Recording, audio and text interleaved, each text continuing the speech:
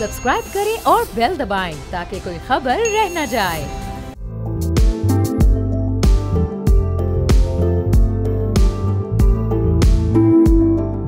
अस्सलाम वालेकुम, मैं हूं बाब जहांगीर। आप देख रहे हैं प्रोग्राम व्यापार। वजीर आजम शहबाज शरीफ ने रियल एस्टेट सेक्टर की प्रमोशन के लिए टैक्स इंसेंटिव पैकेज का फैसला मौखर कर दिया है। 2 दिन कबल हाउसिंग सेक्टर को रिलीफ देने के लिए बनाई गई टास्क फोर्स ने वजीर आजम शहबाज शरीफ से मुलाकात की और उन्हें प्रॉपर्टी की बाइंग पर टैक्सेस में कमी और फेडरल एक्साइज ड्यूटी खत्म करने की सिफारिशात से मुतालिक ब्रीफिंग दी गई।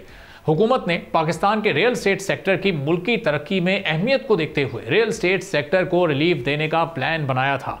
टास्क फोर्स ने प्रॉपर्टी और हाउसिंग सेक्टर के लिए गुज़िश्ता बजट के दौरान लगाए गए टैक्सेस पर रिविजिट करने की तजवीज़ दी थी।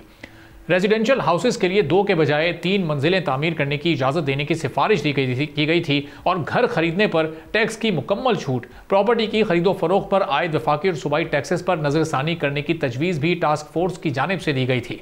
प्रॉपर्टी की बाइंग और सेलिंग पर फेडरल एक्साइज ड्यूटी खत्म करके लो इनकम अफराद को हाउसिंग सब्सिडी देने का प्लान भी वज़ीर आज़म को पेश किया गया था। इसके अलावा हाउसिंग और रियल एस्टेट सेक्टर पर टैक्सेस को 14% से कम करके 4 से 4.5% पर लाने का फैसला किया गया था ताकि मुल्क की रियल एस्टेट सेक्टर की ग्रोथ को तेज किया जा सके। एक टैक्स फाइलर प्रॉपर्टी की खरीदारी पर जायदाद की कीमत का तकरीबन 8% टैक्स अदा करता है। एफबीआर का मुतालबा है कि पुराने घरों पर जो 1 से ज़ायद मरतबा फरोख्त हो चुके हैं उन पर 3% ड्यूटी आयद की जाए। टास्क फोर्स के मेंबर्स की जानिब से इस खदशे का इजहार किया गया है कि इंसेंटिव पैकेज के नतीजे में तमाम इन्वेस्टमेंट रियल एस्टेट सेक्टर की तरफ जा सकती है, जिसकी वजह से दीगर सेक्टर्स मुतासिर हो सकते हैं। रियल एस्टेट सेक्टर के माहिरीन के मुताबिक तकरीबन 3 सालों से रियल एस्टेट सेक्टर मुआशी बदहाली का शिकार है। पाकिस्तान में लोकल इन्वेस्टर्स की अक्सरियत रियल एस्टेट सेक्टर से जुड़ी है। रियल एस्टेट सेक्टर को रिलीफ मिलने से मुल्क की 72 इंडस्ट्रीज चल पड़ेंगी। सीमेंट, रेत, मिट्टी, टाइल समेत अक्सर अशिया पाकिस्तान में ही बनती हैं। अगर इस सेक्टर को मजीद रिलीफ मिलता है तो मजीद फैक्ट्रीज भी लग सकती हैं, कंस्ट्रक्शन कॉस्ट कम हो सकती है, मुल्क की इनकम टैक्स में भी इजाफा होगा, जिससे जीडीपी ग्रोथ मजीद मजबूत होगी। इस वक्त रियल एस्टेट तकरीबन 30% पर काम कर रही है। अगर ये 80% पर काम करने लगे तो तकरीबन 1.5 ट्रिलियन रुपए टैक्स सिर्फ रियल एस्टेट सेक्टर से ही इकट्ठा किया जा सकता है। कतर, दुबई, सऊदी अरब की मिसाल हमारे सामने है, जिन्होंने अपने रियल एस्टेट सेक्टर को तरजीह देकर अपनी इकोनॉमी को यकसर तब्दील कर दिया है। यूएई, सऊदी अरब और अमेरिका में स्टील की कीमतें पाकिस्तान की निस्बत कम हैं। वो भी पाकिस्तान की तरह स्टील इंपोर्ट करते हैं। कीमतें कम होने की वजह इकोनॉमी का स्केल है।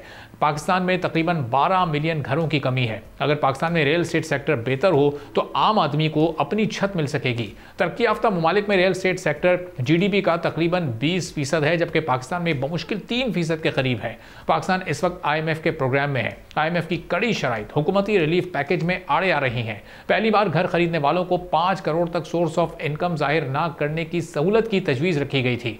सिफारिशात में प्रॉपर्टी ट्रांजेक्शन टैक्स में कमी और 3% FED का खात्मा भी शामिल था, लेकिन IMF से मुआहदे के मुताबिक हर किस्म की टैक्स एमनेस्टी या छूट देने पर इस वक्त पाबंदी है। बिजनेस कम्युनिटी अगले माह IMF हुक्काम से मुलाकात करेगी ताकि 5 करोड़ रुपए की एमनेस्टी स्कीम के एजेंडे को जेर बहस लाया जा सके। स्टेट बैंक की जानिब से पॉलिसी रेट में तसलसल के साथ कमी की गई है, जिसके बाद पॉलिसी रेट अब 12% पर आ चुका है, लेकिन होम लोन अब भी 17% से ज़्यादा महंगे हैं। तो इन तमाम चाहत में अब ये सेक्टर कैसे ग्रो करेगा और फिर एक आम आदमी पर इसके क्या मनफी असरात मुरतब होंगे, इस पर हम गुफ्तगू करेंगे। हनीफ गौर साहब हमारे साथ मौजूद हैं, चेयरमैन है गौर ग्रुप ऑफ कंपनीज के। हनीफ गौर साहब, बहुत शुक्रिया प्रोग्राम के लिए, आपने वक्त निकाला। अब अगर ये पैकेज जो कि एक इंसेंटिव पैकेज था, लेकिन अब अगर ये फैसला मौखर हो जाता है तो इसके क्या मनफी असरात मुरतब हो सकते हैं इस सेक्टर पर? जी, बिस्मिल्लाह रहमान रहीम। बहुत शुक्रिया आपके इनवाइट करने का। अब जिस तरह से आपने अपने इंट्रो में बताया कि ये सेक्टर जो है अब मजीद 3 साल से जो तबाहाली का शिकार था, अब इस फैसले के बाद जो प्राइम मिनिस्टर ने अब किया है, मैं समझता हूं कि जो उम्मीद की किरण थी कंस्ट्रक्शन इंडस्ट्री को, वो मजीद तबाहाली का शिकार अब रहेगी।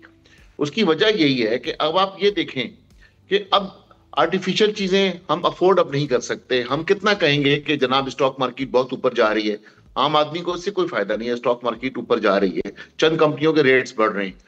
3100 बिलियन रुपया जो बैंकों में पड़ा हुआ था, जो 22% के ऊपर पहले बैंक ने ऑफर किया हुआ था, वो भी बिजनेसमैन के समझाने के ऊपर ग्रेजुअली हम समझते हैं कि गवर्नमेंट को समझ आई और ग्रेजुअली कम करते करते करते आज 13% पे लेकर आई। और आर्मी चीफ की मुदाखलत के बाद मैं समझता ये हूं कि अब इंशाअल्लाह ताला जिस तरह से हमने कहा है कि इसे सिंगल डिजिट पे लेकर आया जाए, हम उम्मीद ये करते हैं कि जून से पहले सिंगल डिजिट में ये जो इंटरेस्ट रेट है वो भी नीचे आ जाएगा। लेकिन इसका फायदा किसको होगा? इसको इंडस्ट्री का कोई फायदा भी नहीं होने जा रहा, आम आदमी का कोई फायदा होने नहीं जा रहा। अब आप ये देखें कि जिस तरह आपने खुद फरमाया कि इसमें से मेजॉरिटी चीजें जो कंस्ट्रक्शन इंडस्ट्री से रिलेटेड है वो सब पाकिस्तान में बनती हैं, 72 इंडस्ट्रियां इससे वाबस्ता हैं।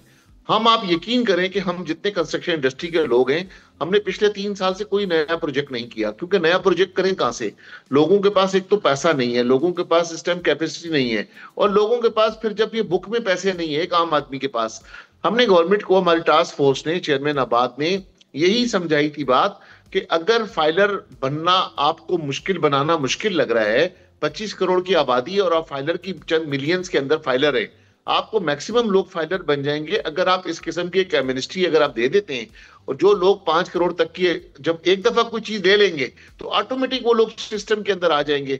सिस्टम में आने के बाद अगर एक साल आपको टैक्स नहीं मिला, अगले साल से वही लोग उस सिस्टम के तहत आपको टैक्स भी दे रहे होंगे, उनका एनटीएन भी बन चुका होगा, और जो 72 इंडस्ट्रियां हैं वो चल पड़ेंगी जो इस वक्त बिल्कुल मुंजमद होकर रह गई हैं।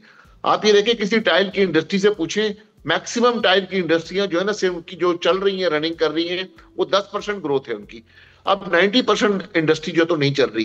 कई आपकी टेक्सटाइल की जो इंडस्ट्रियां हैं वो ये कहती हैं कि यार हमें बंद करने में हमें ज्यादा नुकसान है, चलाने कम नुकसान है, चलाने में हमें ज्यादा नुकसान है। जो टेक्सटाइल था हमारे यहाँ पे, लाजिम बात है कि फर्नीचर की इंडस्ट्री जो है वो भी कंस्ट्रक्शन से वाबस्ता है। जब घर बनते हैं तो यकीनन उसके अंदर फर्निशिंग होती है और उसके अंदर कुशनिंग होती है। तो टाइल हो गया, सीमेंट हो गया, आपका स्टील हो गया, बहुत सारे जो 72 इंडस्ट्री जिस तरह से आपने खुद फरमाया जी, तो मैं समझता हूँ ये बड़ा गलत फैसला है गवर्नमेंट का। इसे दोबारा इस पे जो लफ्ज इस्तेमाल किया गया पोस्टपोनमेंट का, कैंसिल का लफ्ज इस्तेमाल नहीं किया गया। बिल्कुल आईएमएफ के प्रेशर के ऊपर ये यकीनन ये चीज पोस्टपोन की गई है, लेकिन आईएमएफ को भी समझाना पड़ेगा कि देखें, आप एक तरफ तो हमें ये रोक रहे हैं, लेकिन हमने अपने मुल्क को भी चलाना है। अगर खुदा ना खास्ता आपका मुल्क नहीं चलेगा तो ये लोग दिन ब दिन बेरोजगार होते जाएंगे, तो आप इतने बेरोजगारों को कैसे संभालोगे? आपके लॉ एंड ऑर्डर की सिचुएशन पाकिस्तान में पहले ही बहुत खराब है। जब पाकिस्तान के लोग बेरोजगार होंगे तो वो मजीद डाके मारेंगे, या कितने लोग इस मुल्क को छोड़कर जाएंगे। तो मैं ये समझता हूं कि गवर्नमेंट को, प्राइम मिनिस्टर को खासतौर पर रिविजिट करना चाहिए अपने इस फैसले को। जो ये पोस्टपोनमेंट का लफ्ज लिखा हुआ है उसे दोबारा कंसीडर करके इस पॉलिसी को अडॉप्ट करना चाहिए, और इस पॉलिसी को अडॉप्ट करने के बाद सिर्फ 1 साल के अंदर आप देखेंगे तो इस 1 साल के अंदर पूरी इंडस्ट्री जो है तो रिवाइव करेगी और ये पूरी इंडस्ट्री तरक्की करेगी। तो हनीफ साहब, ये कतर, दुबई और सऊदी अरब की तो बहुत ही करीबी मिसालें हमारे सामने बिल्कुल मौजूद हैं, किस तरह उन्होंने रियल एस्टेट को बूम देकर इंसेंटिवाइज करके अपनी इकोनॉमी को स्ट्रेंथन किया है। तो इन मिसालों को टेस्ट केस के तौर पर इनसे क्यों नहीं हुकूमत कोई ऐसा कुछ सबक ले रही या कोई आगे बढ़ने की कोशिश कर रही? क्योंकि अगर इन्वेस्टमेंट एक इंडस्ट्री में आएगी तो ये ऐसा कैसे मुमकिन है कि दीगर सेक्टर्स उससे मुतासिर हो सकते हैं? क्योंकि एक ऑब्जेक्शन ये आ रहा है कि दीगर सेक्टर्स मुतासिर हो जाएंगे अगर पूरी की पूरी इन्वेस्टमेंट यहाँ आ जाती है तो। नहीं, दीगर सेक्टर कैसे होंगे? क्या ये 72 सेक्टर जो हम कह रहे हैं, कंस्ट्रक्शन इंडस्ट्री तो हमने तो सिर्फ बिल्डिंग बनानी है, लेकिन बिल्डिंग का मटेरियल तो बाकी 72 लोगों ने देना है हमें। तो 72 इंडस्ट्रियां चलेंगी कि वो उनको डिस्टर्ब होंगी? आप मुझे बताएं, हाउ इज पॉसिबल? देखिए, आपने सऊदी अरब की मिसाल दी, आप अगर दुबई की मिसाल भी देते हैं तो वहां पर ये कंस्ट्रक्शन का बूम किस तरह से आया? इसी तरह से उन्होंने बूम आया, उन्होंने रिलीफ दिए। आज भी आपका क्या हो रहा है? सारा पाकिस्तान का पैसा जाकर दुबई में जाकर डंप हो रहा है, वहां पे लोग पार्क कर रहे हैं। और आज जो दूसरा, जो आपने जो 5% जो टैक्स लगाया, बैंकों में जो पैसा पड़ा था 5 बिलियन, और आपका जो इंटरेस्ट रेट नीचे आया, तो कुछ पैसा स्टॉक में गया, लेकिन उस स्टॉक में जाने का कोई फायदा नहीं हो रहा। तो वहां से लोग निकाल कर वो कहां लेकर आ रहे हैं? वो जो सिर्फ प्लॉट की इन्वेस्टमेंट कर रहे हैं। अब प्लॉट में तो ग्रोथ नहीं है, ग्रोथ तो आपकी कंस्ट्रक्शन इंडस्ट्री में, जहां बिल्डिंग्स बनेगी वहां 72 इंडस्ट्रियां चलेंगी। वो तो फिर जमीन में जाके दफन हो जाएगा पैसा, जितना भी वहां से निकलेगा आपके बैंकों से। तो गवर्नमेंट को तो ये सोचना है कि हमने मुल्क कैसे चलाना है, हमने मुल्क की तरक्की कैसे करनी है, हमने लोगों को रिलीफ कैसे देना है, हमने जॉब कैसे प्रोवाइड करनी है, हमने अपनी इंडस्ट्री को किस तरीके से लेकर चलना है। लेकिन बदकिस्मती से हमारी किस्मत में, क्योंकि हम आईएमएफ के शिकंजे में, हमें हर चीज जो तो आईएमएफ डिक्टेट करता है, जब तक हम आईएमएफ के शिकंजे से नहीं निकलेंगे उस वक्त तक गालिबन हम अपनी पॉलिसीज खुद नहीं बना सकते। तो हमें कोशिश ये करनी चाहिए कि आईएमएफ के शिकंजे से या तो एज सून एज पॉसिबल निकला जाए, या कोई ऐसी टीम हमारे पास हो ताकि उन्हें समझाया जा सके कि देखें ये वक्त की जरूरत है, मुल्क की जरूरत है। वरना खुदा ना खास्ता मैं समझ रहा हूं कि कुछ अरसे के बाद बहुत ज्यादा लॉ एंड ऑर्डर की सिचुएशन खराब हो जाएगी, क्योंकि इस वक्त बहुत अरसे से कोई नए प्रोजेक्ट नहीं हो रहे और कोई नया काम नहीं हो रहा। और हनीफ साहब, ज़ाहिर है अभी तो ये अगले 2.5 साल भी IMF का ये प्रोग्राम चलना है। अब इस सूरत हाल में हुकूमत की अपनी लिमिटेशंस हैं, जो ये सेक्टर है वो अलग मुतासर हो रहा है। अब इसमें वे आउट है क्या? ये कोई दरमियानी राय ऐसी निकाली जा सकती है कि जो तजावीज़ दी गई थी उनमें से कुछ तजावीज़ को फ़िलहाल रोका जाए, कुछ पर अमल दरामद किया जाए? यानी कोई ऐसा सिलसिला हो सकता है कि अगर 10-12 तजावीज़ पेश की गई थी उसमें से कम से कम 3-4 पे तो मामले को आगे बढ़ाया जाए? देखिए, इसमें आप उस पर खाली आप कर सकते हैं कि एक तजवीज में तो आपकी 5 करोड़ की लिमिट थी ना, हमने कहा था 5 करोड़ तक की छूट है, उसको आप कम कर लें, उसको आप आधा कर लें चाहे, लेकिन कम से कम कुछ तो करके दिखाएं कंस्ट्रक्शन इंडस्ट्री के लिए, कि ताकि चलना तो स्टार्ट हो। चले कि 5 करोड़ की आप लिमिट आप खत्म करके 2.5 करोड़ की कर दें, ताकि 2.5 करोड़ में कोई घर तो अपना ले सके, कोई अपना फ्लैट तो ले सके, कोई इंडस्ट्री चलना तो शुरू हो जाए। इस तरीके से कम विन विन पोजीशन हो जाएगी। लेकिन आप बिल्कुल जब डिनाई कर देते हैं और आप इनकार कर देते हैं, और उस पूरे प्रोग्राम को इतनी मेहनत करने के बाद बिल्कुल आप 99% नजदीक आने के बाद आखिरी लम्हे पे जब आप इनकार करते हैं, तो ये तो मायूसी छा गई पूरी कंस्ट्रक्शन इंडस्ट्री में। बड़ी मुश्किल से कंस्ट्रक्शन इंडस्ट्री के लोगों को पाकिस्तान में रोक रखा है इस वक्त तक। अब वो दोबारा अपनी इन्वेस्टमेंट लेकर कोई दुबई चला जाएगा, कोई टर्की चला जाएगा, कोई दूसरे ममालिक चला जाएगा। एक तरफ यहाँ पर प्राइम मिनिस्टर और आर्मी चीफ कहते हैं कि पाकिस्तान का सरमाया पाकिस्तान में रखें, तो यहाँ पर तो पॉलिसी भी तो ऐसी चाहिए हमें पाकिस्तान में रखने के लिए। जब आप पॉलिसी को ऐसी नहीं देंगे तो लोग मजबूर होकर बाहर जाएंगे, क्योंकि जहां पर बराबर मुल्क में हमारे 5% टैक्स है और हमारे यहाँ पे 41% टैक्स है। अब आप ये देखेंगे टैक्सेस की इतनी भरमार होगी। आज भी हम वहां लेके जाते हैं पैसा दुबई, बहुत सारे जो लोग हैं, जो 12 बिलियन गया है तो कोई ऑफिशियल रास्ते से तो नहीं गया। 12 बिलियन डॉलर इस टाइम पे दुबई गए, तो दुबई किस तरीके से? सारे अनऑफिशियल गए, कोई बैंक रेमिडेंस के थ्रू तो नहीं गए हुए, लेकिन वहां उन लोगों ने इन्वेस्ट किया है ना। आज भी वहां पे इन्वेस्टमेंट्स हो रही हैं, आप हवाले हुंडी के जरिए पैसा भिजवा दें, वहां पर इन्वेस्ट हो जाएगा। लेकिन आप ये देखें कि अपने मुल्क के अंदर आप ऐसी कोई पॉलिसी नहीं बना के दे सकते, आप लोगों को रिलीफ नहीं दे सकते ताकि वो लोग वही पैसा जो है अपने मुल्क में इन्वेस्ट कर दें। तो ये गवर्नमेंट को सोचना होगा और दोबारा रिविजिट करना होगा गवर्नमेंट को, और खासतौर पर प्राइम मिनिस्टर को। जिस तरह आपने कहा कि जो बड़े इन्वेस्टर्स हैं, बड़े बिजनेसमैन हैं, उनके पास तो ये ऑप्शन है कि वो दीगर ममालिक चले जाएं, वहाँ पर अपनी इन्वेस्टमेंट कर सकते हैं। लेकिन एक आम आदमी जो कि 20-25 साल पैसे जोड़कर और अपनी ज़िंदगी भर की जमा पूंजी से वो एक ही बार घर खरीदता है, अब उस पर इसके कितने मनफी असरात मुरतब हो सकते हैं? वो अपने उस फैसले में कितना पीछे जा सकता है? उस पर क्या असरात होंगे इसके? आप ये देखें कि जब आपका एक तो छोटा डेवलपर या बिल्डर जो है वो तो खत्म हो जाएगा, काम ही नहीं कर सकेगा, क्योंकि वो तो एक लिमिट होती है हर इंसान की कि कब तक वो अपनी कंपनी को सर्वाइव कर सकता है, कब तक अपने लोगों को तनख्वाहें दे सकता है, पेरोल अफोर्ड कर सकता है। एक वक्त ऐसा आएगा जब कोई काम ही नहीं होगा मार्केट में, तो उसे अपना बिजनेस बंद करना पड़ेगा, अपने लोगों को बेरोजगार करना पड़ेगा। हम जैसे जो बड़े डेवलपर हैं, हम माशाल्लाह कराची में टॉप 10 के अंदर आते हैं, हम जैसे लोग परेशान हो गए कि अगले महीने की तनख्वाहें अल्लाह करे कि रिकवरीज इतनी आए ताकि हम अपनी तनख्वाहें दे सकें।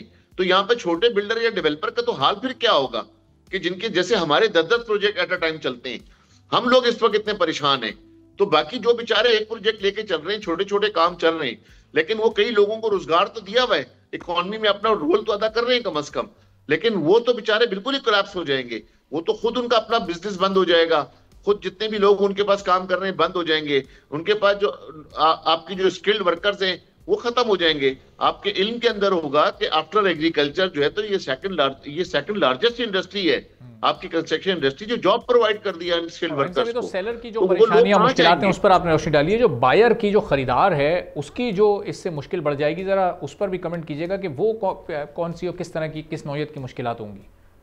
देखिए, बायर के पास तो यकीनन कि अगर बायर ने कहीं से भी अपने पैसे इकट्ठे किए बड़ी मुश्किल से, और जब हम कोई नए काम नहीं करेंगे और बायर के पास अपॉर्चुनिटी ही नहीं होगी कोई बाइंग करने की, और अगर उसके पास कोई अपॉर्चुनिटी निकलती भी है तो उसके ऊपर इतनी सख्ती होगी कि आप इसकी पूरी ट्रेल बताएं आप कि ये कहां से लेकर आए आप, तो वो तो एक आम आदमी तो अपनी ट्रेल्स नहीं बता सकता सारी की सारी।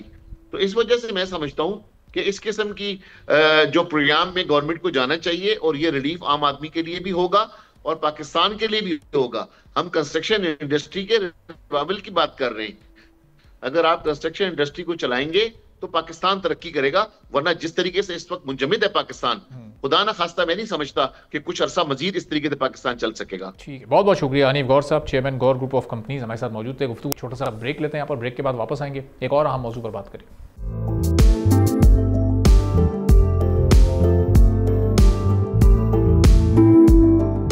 एक बार फिर आपको प्रोग्राम में खुशामदीद कहेंगे। पाकिस्तान अपने इकोनॉमिक कंडीशंस को तब्दील करने के लिए तेजी से अपनी पॉलिसीज भी तब्दील कर रहा है।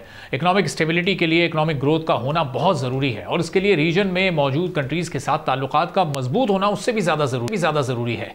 माहिरीन के मुताबिक Pakistan Kazakhstan, Uzbekistan, Tajikistan, Kyrgyzstan, Turkmenistan और सबसे अहम चीन के साथ फ्री ट्रेड एग्रीमेंट्स और इकोनॉमिक पार्टनरशिप के जरिए अपनी ट्रेड मार्केट को एक अच्छी ग्रोथ दे सकता है। एक्सपोर्ट्स में इजाफा मुल्क की मईशत को मुस्तहकम करने के लिए सबसे ज्यादा जरूरी है। एक्सपोर्ट्स बढ़ेंगी तो मुल्क की ओवरऑल इकोनॉमिक परफॉर्मेंस भी बेहतर होगी, प्रोडक्शन कॉस्ट कम होगी और तेज तर इकोनॉमिक ग्रोथ का मौका भी मिलेगा, जिसके नतीजे में एफडीआई का इनफ्लो भी बेहतर होगा। मैक्रो इकोनॉमिक्स के पॉजिटिव रहने के लिए fiscal policy, monetary policy, income policy और ट्रेड पॉलिसी बहुत अहम है। सेंट्रल एशियन कंट्रीज और पाकिस्तान के दरमियान फ्री ट्रेड होने की वजह से प्रोडक्शन में दुगना इजाफा हो सकता है।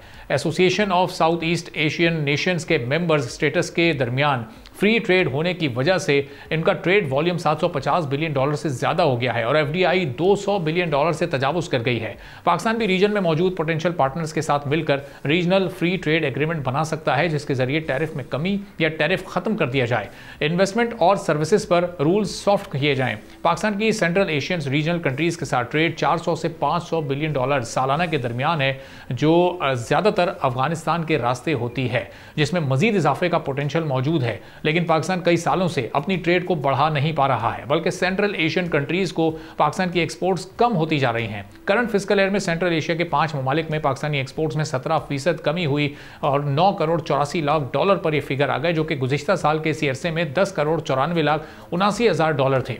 जबकि काज़ाकिस्तान, ताजिकिस्तान और उज़्बेकिस्तान से पाकिस्तान को इंपोर्ट्स में नुमाया इजाफा हुआ है। उज़्बेकिस्तान पहले ही पाकिस्तान के साथ ट्रांजिट ट्रेड मुआहदे पर अमल दरामद कर चुका है। मुआहदे के तहत उज़्बेकिस्तान ने नए ट्रांजिट ट्रेड मुआहदे के तहत भी सामान इंपोर्ट करना शुरू कर दिया है, लेकिन पाकिस्तान अभी तक पेशरफ नहीं कर सका है। इसकी क्या वजह और पाकिस्तान अपनी इन मार्केट्स को क्यों बेहतर तरीके से कैप्चर नहीं कर पा रहा, और अगर बेहतर तरीके से करने की कोशिश में कामयाब होता है तो इसका कितना फ़ायदा पाकिस्तान को होगा, हम जानेंगे नदीम उल हक साहब से, जो कि डायरेक्टर हैं SIA के, साबिक VC हैं पाइट के। बहुत शुक्रिया नदीम साहब, प्रोग्राम के लिए आपने वक्त निकाला। पाकिस्तान की इकोनॉमी को अगर स्ट्रेंथन करना है, हम IMF प्रोग्राम में भी हैं, हमें अपनी एक्सपोर्ट्स को भी बढ़ाना है, एक उड़ान पाकिस्तान नाम का प्रोग्राम भी हम लॉन्च कर चुके हैं अगले 5 साल के लिए। अगर उसके टारगेट्स को हमें मीट करना है तो अपने रीजन के कंट्रीज़ के साथ और फिर दीगर कंट्रीज़ के साथ किस तरह से हम अपनी एक्सपोर्ट्स को बढ़ा सकते हैं, ट्रेड में अपनी किस तरह से इजाफा कर सकते हैं? 2 चीज़ें जी। पहली चीज़ तो ये है कि गवर्नमेंट जो टारगेट्स फिक्स करती है, हम बताएं तो उसी कैसे फिक्स करती है।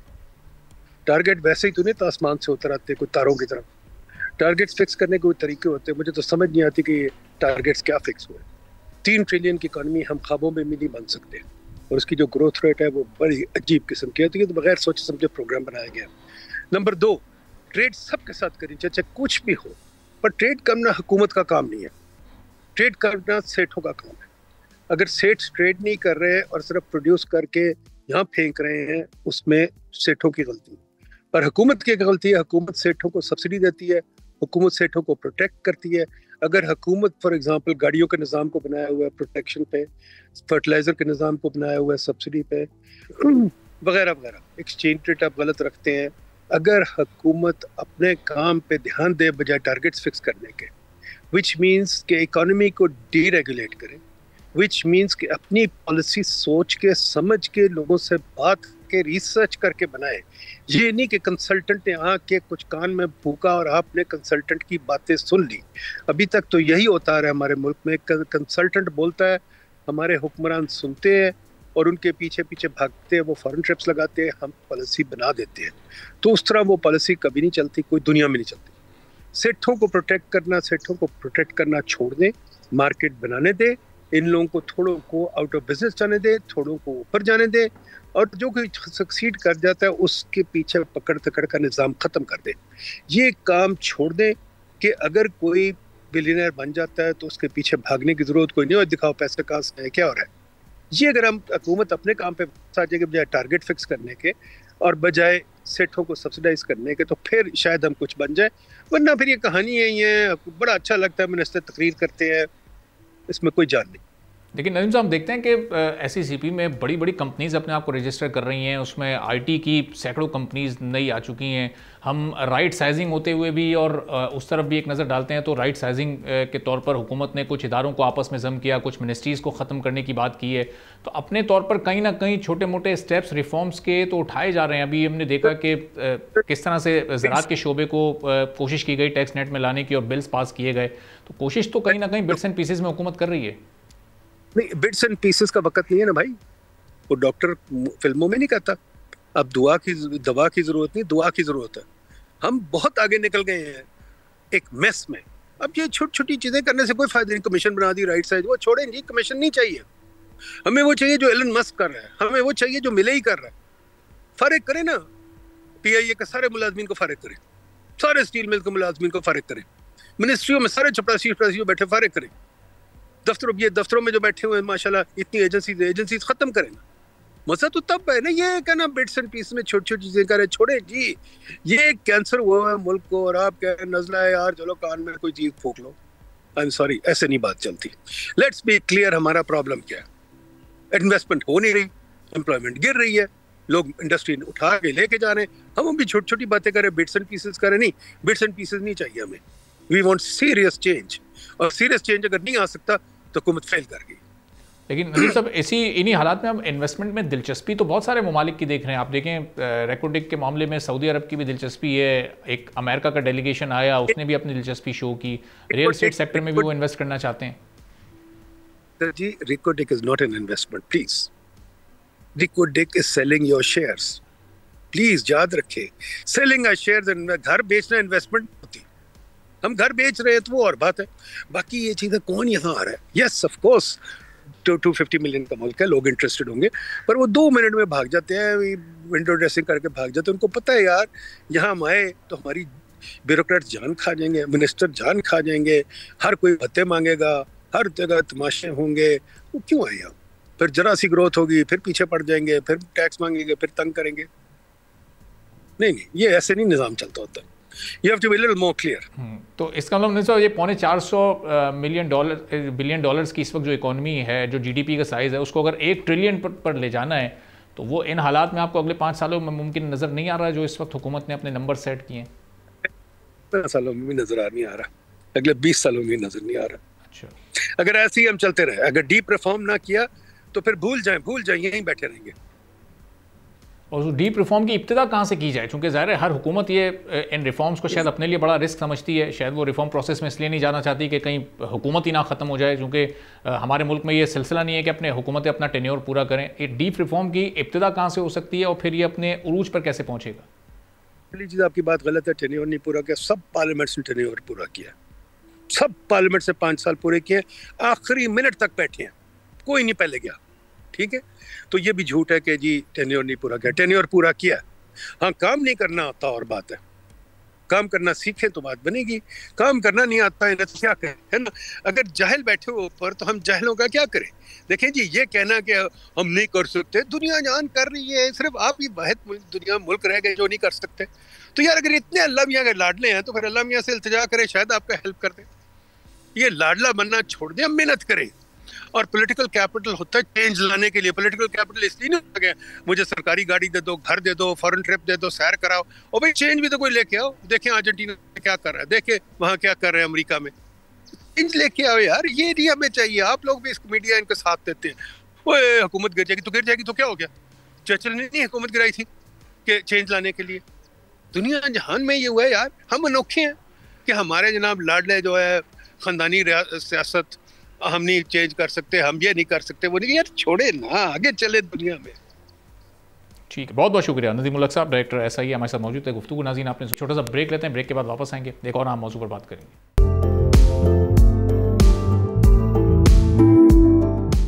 एक बार फिर प्रोग्राम में आपको खुशामदीद कहेंगे। पाकिस्तान दुनिया के उन 10 ममालिक में शामिल हो गया है जिन्हें 2025 से पानी के शदीद बहरान का सामना करना पड़ सकता है। रिपोर्ट के मुताबिक लबनान, अफगानिस्तान, शाम, तुर्किया, कतर, इसराइल, कब्रस और कुवैत भी पानी की किल्लत का शिकार है। इस वक्त पाकिस्तान में 50% से ज़ायद पानी की कमी है। रिपोर्ट में खदशा भी जाहिर किया गया है कि पाकिस्तान बड़े फूड क्राइसिस की जानिब बढ़ रहा है। पाकिस्तान में मीठे पानी की कमी है और इसकी कई वजूहात हैं, जिनमें क्लाइमेट चेंज है, आबादी में तेज़ी से इजाफा है, रूरल पॉपुलेशन का शहरों की तरफ तेज़ी से मुंतकिल होना शामिल है।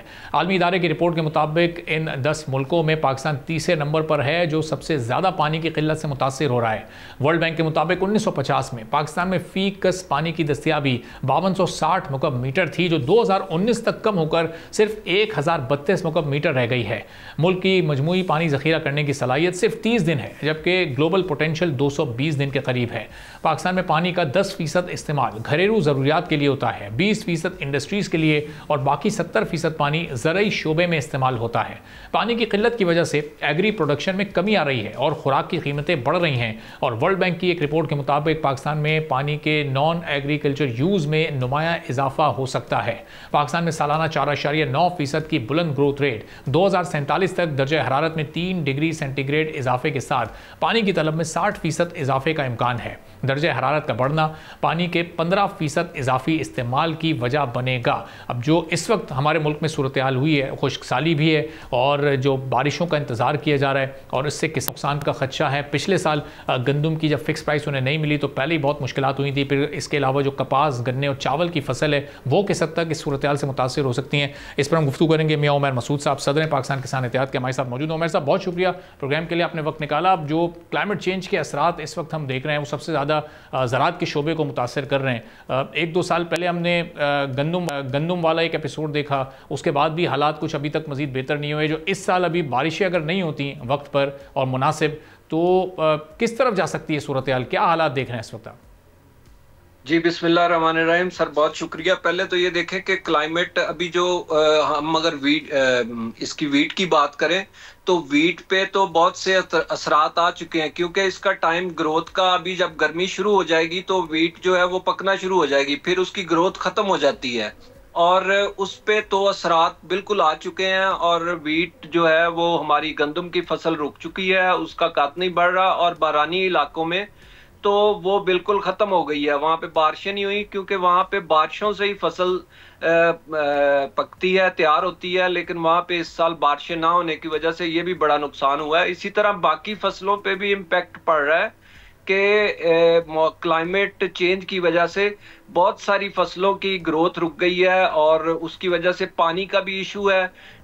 बारिशें ना होने की वजह से पानी भी में कमी है और पानी का चूंकि बहुत सारे इलाकों में इलेक्ट्रिसिटी के ट्यूबवेल्स हैं, बिजली के नर्ख इतने ज्यादा बढ़ा दिए गए हैं कि वो भी अफोर्डेबल नहीं रह रहे, तो वो भी किसान बड़ी मुश्किल से अफोर्ड करके थोड़ा थोड़ा पानी लगाते हैं। तो इन हालात में बड़ा मुश्किल है कि हम नेक्स्ट फेज में कोई सर्वाइवल की तरफ जा सके। जैसा कि आपको पता है कि पिछले साल भी हमने गंदम में गवर्नमेंट ने किसानों को रेट नहीं दिया, जिसकी वजह से बेताशा नुकसान हुआ और अभी नेक्स्ट जो है वो मजीद फसलों का नुकसान होने जा रहा है। जैसे चावल आप देखते हैं तो चावल का भी इस साल फसल ठीक नहीं हुई। इसी तरह जो गन्ना है, अगर गन्ने की बात की जाए तो गन्ने को भी इस साल रेट नहीं मिला। और फिर सिर्फ ये क्लाइमेट की नहीं है, नेचुरली नहीं है, बहुत सारी चीजें जो हैं वो हुकूमत की तरफ से भी हैं जिनको किसान फेस कर रहे हैं और अपने सर्वाइवल की जंग लड़ रहे हैं। तो अब उमर साहब, ये हम देखते हैं कि जो क्लाइमेट चेंज के भी असरात हैं, दुनिया के बहुत से ऐसे ममालिक हैं जो इन असरात से बचने के लिए, इनका मुकाबला करने के लिए मुख्तलिफ तरह की टेक्नोलॉजीज़ इस्तेमाल कर रहे हैं। अब यहाँ तो मैनेजमेंट के और गवर्नेंस के इशूज़ अलग से हैं, क्लाइमेट चेंज के इशूज़ अलग से हैं। क्या अभी तक वो टेक्नोलॉजीज़ पाकिस्तान में मैसर नहीं है या हुकूमत उस सिलसिले में क्या कंट्रीब्यूट कर रही है ताकि इस तरह के हालात से कम निपटा तो जा सके, हर साल तो खसारे में ना जाए हमारा किसान? जी बिल्कुल सर, देखें सबसे पहली बात तो ये मैं आपको एक सिंपल सी एग्जांपल समझाऊंगा कि हमने $3.4 बिलियन का चावल एक्सपोर्ट किया था लास्ट ईयर। इस साल वो चावल एक्सपोर्ट नहीं हो सका। गवर्नमेंट ने एक दफा भी नहीं सोचा कि हम इसकी इंक्वायरी करें, ये सीड जाली कहाँ से आ गया। ये अभी मेज का सीड जाली आ रहा है, इसी तरह पेस्टिसाइड्स जाली आ रहे हैं और हम शोर मचा मचा के थक गए हैं। हमारे डिस्ट्रिक्ट विहाड़ी बहुत बड़ा डिस्ट्रिक्ट है और एक उसकी तहसील जो है पूरे सिंध के बराबर उसकी कॉटन होती थी। वहां पे जाली सीड के लोग एहतजाज कर रहे हैं और उसके बावजूद किसी ने कोई एक्शन ही नहीं लिया। आप देखें कि हमें यानी जो चीजें कुदरत की तरफ से वो तो हैं ही हैं, आप जाली सीड से या जाली पेस्टिसाइड से या जो गवर्नमेंट की कोई पॉलिसीज है उनमें तो किसान को बचा सकते हैं ना, लेकिन कुछ किया ही नहीं जा रहा। अगर कोई सिंसियर होगा इस मुल्क के लिए, कोई फार्मर्स के लिए, इस मुल्क की ज़राअत के लिए, तो फिर ही आगे सिलसिला चल सकेगा। अदरवाइज तो ये सारा निज़ाम कोलैप्स कर जाएगा। और हालात दिन ब दिन हमारे ये मुआशी हालात ये हैं कि हम कर्जों से भी अब आप कह लें कि आगे निकल चुके हैं, हम कर्जे भी अदायगी के काबिल नहीं रहे अब। लेकिन उमर साहब, खबरें तो कुछ इस तरह की आ रही थी कि कुछ ऐसे सुपर सीड्स पाकिस्तान लेकर आए गए हैं जो कि अब उससे जब फ़ायदा उठाएंगे किसान तो फसलों का जो दौरानिया है, जो मुद्दत है, उसमें भी काफ़ी कमी वाक़ई हो जाएगी और प्रोडक्शन भी ज़्यादा बेहतर हो जाएगी। यानी कम वक्त में बहुत बेहतर तरीके से एक प्रोडक्टिव यूज़ उनका किया जा सकेगा। तो वो सुपर सीड्स क्या एक आम किसान तक नहीं पहुँच सकें? सर देखिए, कोई ऐसा सीड नहीं है। मैं आपको बताता हूँ कि कॉटन जो है, कॉटन का हम BT1 यूज कर रहे हैं और दुनिया में BT4 चल रहा है। अच्छा। हम BT1 90s से यूज कर रहे हैं और वही सीड जो है अभी तक इस मुल्क के पास है और आज तक कोई नया सीड नहीं आया। रिसर्च के इदारे फेल है, तमाम जो कंपनीज हैं वो कोई नहीं ऐसा सीड ला सकी। हमारी कॉटन की फसल तबाही उसी वजह से हुई कि हमने दुनिया के साथ तरक्की नहीं की और हम BT2 खरीदना चाह रहे थे 7-8 साल पहले, वो भी नहीं खरीद सके क्योंकि उस वक्त उसकी भी लाइफ एक्सपायर हो रही थी। हमने रिक्वेस्ट की थी उस वक्त भी गवर्नमेंट से कि 2017 की बात है कि आप BT3 लाएं, BT2 इंडिया और चाइना में फेल हो गया है। उस वक्त से अब तक ये आप देख ले 17 से आज तक 8 साल बनते हैं, तो इन 8 सालों में हम BT1 से ऊपर नहीं गए। और इसके अलावा अगर कोई सीड है, कोई ऐसा है तो हमें बताया जाए, हमें तो कुछ भी नहीं पता। ये सारी हवाई बातें हैं सर, इसमें कोई सच्चाई नहीं है। आप आज एग्रीकल्चर डिपार्टमेंट पंजाब का कहता है कि हमने 50% खाद ज्यादा बेची है इस साल गंदम पे DAP, लेकिन अगर आप कंपनियों के हालात देखें तो उनकी इस साल खाद जो है वो एक्स्ट्रा बच गई है पिछले सालों की निस्बत, 300-400 टन एक्स्ट्रा हो गई। फिर इसी तरह डीलर्स के पास स्टॉक अलहदा पड़े हैं। अब महकमे जो हैं वो सब अच्छा की रिपोर्ट दे रहे हैं और दूसरे नंबर पे जो साथ साथ IMF का हमारे ऊपर बोझ एक डाल दिया गया है कि सुपर टैक्स भी लगा दिया गया है, उसके साथ साथ आबियाने भी बढ़ा दिए गए। सिंध ने भी सुपर टैक्स पास कर दिया, पंजाब ने भी कर दिया, बाकी 2 स्टेट्स भी कर देंगी, तो किसान को कहाँ मारेंगे। और ये वाहिद वो, मैं ये बताना चाहता हूँ कि वाहिद वो शोबा है जो इस मुल्क को बचा सकता है। इसके अलावा और कोई शोबा नहीं है जो इस मुल्क को बचा सके। हम कमाते भी हैं, कौम को खिलाते भी हैं और मुल्क का तहफ़्फ़ुज़ भी करते हैं। तो उमर साहब ने कहा भी 7-8 साल पहले कोशिश की थी वो सीड खरीदने की, वो कामयाब नहीं हो सकी। जब हम हर साल $2.5-3 अरब डॉलर की कॉटन इंपोर्ट कर रहे हैं तो हम उसके सीड्स क्यों नहीं इंपोर्ट कर रहे ताकि उस इंपोर्टेड कॉटन से भी हम जान छुड़ा सकें? सर देखिए, हमारे रिसर्च के इदारे नकम्मे हैं, उन्होंने कोई रिसर्च की नहीं है, सिर्फ तनख्वाहें ले रहे हैं। इस मुल्क पे बोझ है, उनको तो ताले लगाने चाहिए। अगर वो कुछ दे नहीं सकते मुल्क को तो उनको बंद करना चाहिए। ऐसे इदारों का क्या फायदा। दूसरे नंबर पे मैं 2017 में इस मीटिंग का मेंबर था। मैंने उस वक्त भी गवर्नमेंट से रिक्वेस्ट की थी कि आप BT3 लेके आए, हम किसान हैं, हम पे करेंगे उसका, और अगर हमें बेनिफिट होगा तो हम क्यों नहीं पे करेंगे। हमारे पास अपनी रिसर्च नहीं है, हम दुनिया से भी रिसर्च खरीदने के काबिल नहीं है, हम सीड प्रोवाइड करने के काबिल नहीं है, टेक्नोलॉजी प्रोवाइड करने के काबिल नहीं है किसान को। तो किसान खुद किस तरह कर सकता है सारी चीजें। अच्छा, इस सीड से बताइएगा कि प्रोडक्शन में इजाफा होगा या क्वालिटी ज्यादा बेहतर हो जाएगी या ये दोनों ही फायदे होंगे हमें? सर सीड से प्रोडक्शन में भी इजाफा हो जाएगा, क्वालिटी भी बेहतर हो जाएगी और उसकी जो यील्ड है वो भी बेहतर हो जाएगी, हम और किसान का मुनाफा भी बेहतर हो जाएगा, सारी चीजें। और गवर्नमेंट को, आप अगर कॉटन अच्छी होती है आपके मुल्क में, वो एक्सपोर्ट होती है, कैश क्रॉप है, आप उसको आगे लेके जाएंगे। लेकिन यहाँ पे तो कोई ऐसा सिलसिला ही नहीं है अभी तक। तो अब ये बताइएगा, अब ये हालात अगर ये इसी तरह चलेंगे तो ये जो अगला हमारा सीज़न है, ये फिर इसका मतलब पिछले सीज़न से कुछ भी मुख्तलिफ नहीं होने जा रहा। हुकूमत अपने तौर पर बड़े बड़े दावे कर रही है, हम सूबाई हुकूमतों को भी बहुत दावे करते देख रहे हैं ज़राअत के शोबे में, और इसको ख़ास तौर पर जो पाकिस्तान की हुकूमत, वफाकी हुकूमत ने अगले 5 साल का एक प्लान अनाउंस किया, उसमें भी एक खुसूसी हैसियत दी गई है। तो फिर ऑन ग्राउंड इसका मतलब चीज़ें नहीं उससे तेज़ी से तब्दील होती नज़र आ रही हैं? सर बिल्कुल ऑन ग्राउंड कुछ भी तब्दील होता नजर नहीं आ रहा। पहले ये होता था, बजट में ऐलान होता था, हमने ज़राअत के लिए 3,000 अरब रख दिए, हमने 2,000 अरब रख दिए, हमने 500 अरब का ज़राअत को पैकेज दे दिया, लेकिन वो कभी आया ही नहीं हमारे पास। हमें कुछ दिखाएंगे, कोई पैसे रखेंगे, कुछ बजट में एलोकेट किया होगा तो फिर ही है। आप अगर सिर्फ फोटो सेशन के लिए चंद चीजें दे देने से करोड़ों किसान हैं, उसमें से 1,000, 1,500 या 2,000 किसान को कोई आप नवाज देंगे तो उससे क्या फर्क पड़ेगा सर? उससे चेंज नहीं आएगी। हमें एग्रीकल्चर सेक्टर को चेंज करना है तो उस पर सिंसियर होकर कोशिश करनी पड़ेगी, उसके बगैर कोई चारा नहीं है। हमारा सर्वाइवल इसी के साथ है, हमारे मुल्क का सर्वाइवल ज़राअत के साथ है, लेकिन ये बात कोई समझने को तैयार नहीं है अभी तक। एक आखिरी सवाल उमर साहब, कि अब हुकूमत ज़ाहिर है प्राइस फिक्स नहीं करना चाहती, और वो हम पिछले गंदम के मामले पर देख चुके हैं। किसानों का इस पर क्या रिएक्शन है, उनका क्या मौक़िफ़ है कि वो चाहते हैं हुकूमत ही प्राइस फिक्स करे और हुकूमत के साथ मामला तय हों, या फिर अब वो भी प्राइवेट मार्केट की तरफ मूव होना चाहते हैं? सर बेसिकली किसानों का मौक़िफ़ ये है कि हमें तो यरगमाल बनाया हुआ है, यानी हम आप आज भी अगर मंडी में मेरी सब्जी जो है वो महंगी बिके तो एसी जाके खड़े हो जाते हैं, एसी साहिबान, और वो सस्ती करवाते हैं, उसकी बोली कम करवा देते हैं। इसी तरह आप देखें कि हमें गंदम की फसल जो है हमारे लास्ट ईयर 2,900 रुपए पे बेचने पे हम पे पर्चे काटे गए। फिर इसी तरह हम किसी चीज का रेट हम एक्स्ट्रा नहीं ले सकते। अगर एक पेंसिल बनाने वाला है तो वो भी अपना रेट निकालता है, पानी बोतल में भर रहा है तो उसका भी अपना रेट है, वो 1 रुपया भी रेट से कम नहीं देता। लेकिन किसान जो 6 महीने में फसल तैयार करता है उससे कोई रेट नहीं दिया जाता, उससे यरगमाल बनाया हुआ है एक तबके ने, हुक्मरान तबके ने, और वो कंट्रोल करते हैं कि ये कोई चीज महंगी ना बेच ले, ये मुनाफा ना कमा ले, ये ऊपर ना आ जाए। बस यही गेम है सर। ठीक है, बहुत बहुत शुक्रिया मियां उमर मसूद साहब, सदर पाकिस्तान किसान इत्तेहाद, हमारे साथ। इसी के साथ नाज़रीन आज के प्रोग्राम से इजाज़त दिए, अल्लाह हाफ़िज़।